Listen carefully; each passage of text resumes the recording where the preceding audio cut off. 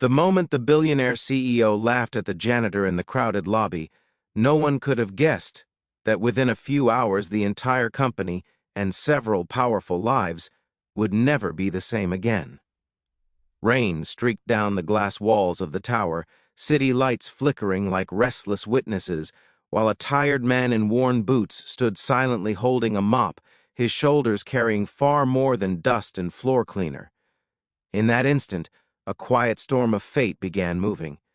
If you believe in kindness, second chances, and the power of hidden stories, please pause for one moment and like, comment, share, and subscribe to this channel, because stories like this one change how we see the world.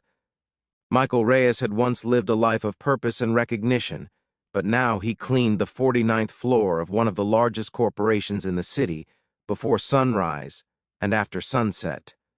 He was a single father raising a 12-year-old daughter named Lily after her mother passed away 3 years earlier. Every morning he woke before dawn, braided Lily's hair with clumsy care, packed her lunch, and kissed her forehead before heading to the subway. He worked 2 janitorial shifts just to keep their small apartment warm and the fridge from echoing.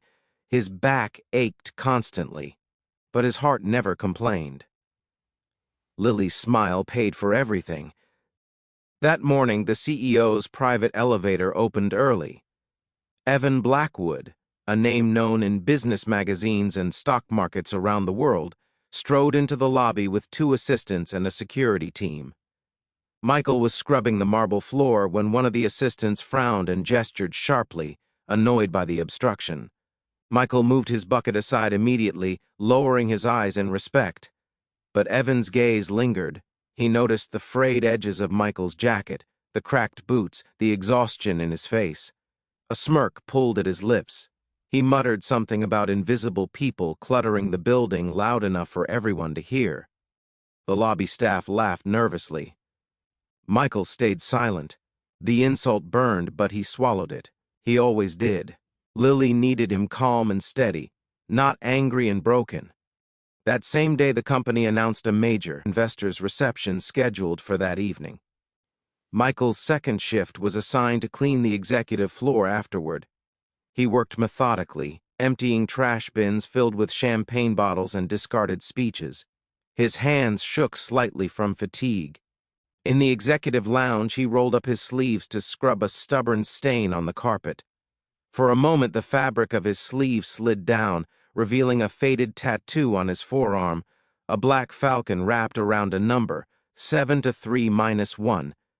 The head of security froze when he saw it. The room went silent. Within minutes, Michael was escorted upstairs, not fired, not questioned, but invited. Evan Blackwood entered the room moments later, irritation on his face. He was about to scold someone for disturbing him when his eyes locked on the tattoo. The color drained from his face. That symbol was known only to men who had survived a classified military unit that never officially existed. The Falcon program, the same unit that had saved Evan's life in a hostage extraction overseas many years ago.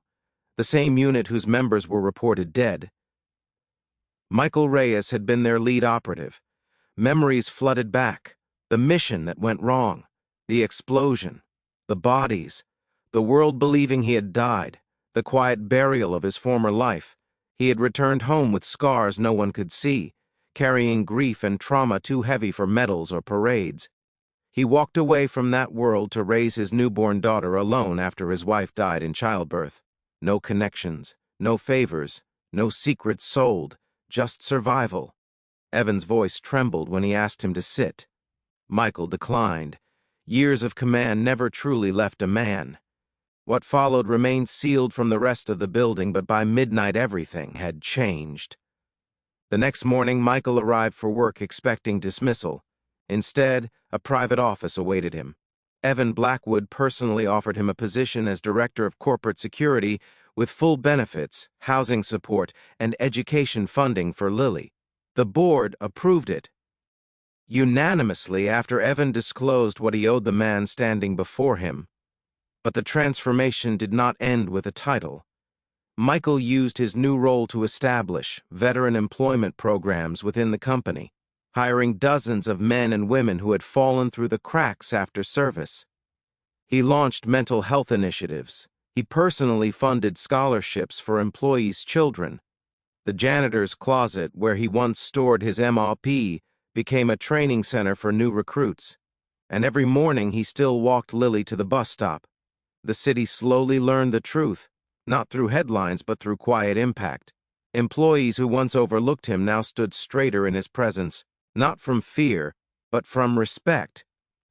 Months later, Evan invited Michael to a company ceremony honoring his service. As Michael stood on stage, Lily in the front row clutching his hand-me-down jacket, the room rose in a standing ovation. Michael did not smile. He simply closed his eyes for a moment, remembering the nights when the world had forgotten him, when he thought his story had ended in that hospital room with a newborn and no future. It had only just begun. Years passed. Lily grew into a confident young woman, inspired by the man who had never surrendered his dignity even when stripped of everything else. She later wrote a book titled The Man Who Mopped the Floors of Heaven, telling her father's story, not of war, but of love, humility, and resilience. Near the end of his life, Michael returned to the same building, not as an executive, not as a hero, but as a man visiting memories. He stood alone in the lobby where it had all turned, the marble still shining, the world still rushing by. He looked down at his hands, scarred and steady, and whispered gratitude for every moment he had been given with his daughter. Before this story ends, please take a second to comment one word that describes how this story made you feel. If this story touched your heart, reminded you of someone you love, or gave you hope, please like the video, share it, and stay subscribed. Your support keeps stories like this alive. Michael Reyes passed away peacefully 2 years later, surrounded by Lily and the family he had built from strangers. No monument carries his name. No statue stands in his honor. But hundreds of lives walk a better path because one janitor refused to become bitter when the world forgot who he was. And that is how a tattoo changed everything.